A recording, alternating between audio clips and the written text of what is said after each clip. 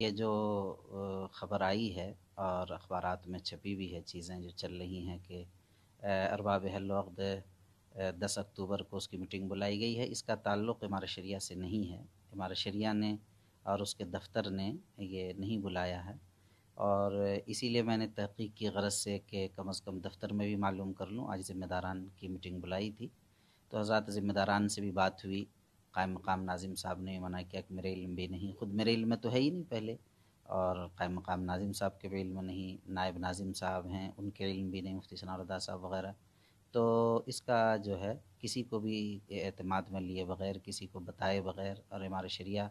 کے آفس کے بغیر یہ اپنے طور پر کچھ ارکان شورا جو بہرحال معزز ہیں، مگر انہوں نے اس طرح کر دیا جس کو نہیں کرنا چاہیے، اسے احتراز کرنا چاہیے۔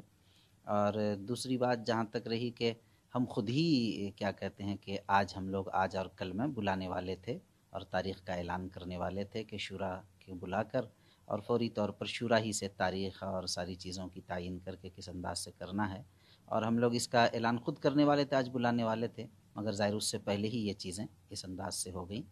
تو اس وجہ سے آج اسی میں معاملہ گزر گیا، اس لیے یہ بات واضح نہیں ہو سکی، لیکن انشاءاللہ ہم جلد ہی کیا کہتے ہیں کہ انتخاب امیر شریعت کی تاریخ کا اعلان انشاءاللہ العزیز کریں گے۔ اس سلسلے میں آپ کو یہ تفصیل سمجھنی پڑے گی کہ تاخیر ایک دن کی بھی نہیں اس میں کہی جا سکتی ہے۔ اصل میں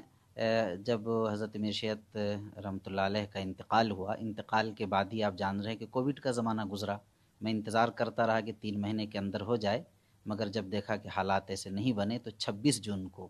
3 اپریل کو انتقال ہو تو 3 جولائی کو تاریخ ختم ہوتی، 3 مہینہ اس سے میں نے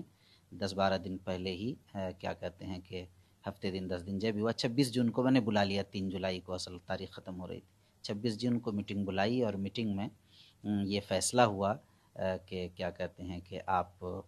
کیا کہتے ہیں کام دیکھتے رہیں جب تک، جب حالات سازگار ہو جائیں گے، حالات سازگار ہونے کے بعد انتخاب منشیات کی کارروائی شروع کریں گے۔ تو بہرحال جب حالات کچھ بہتر ہوئے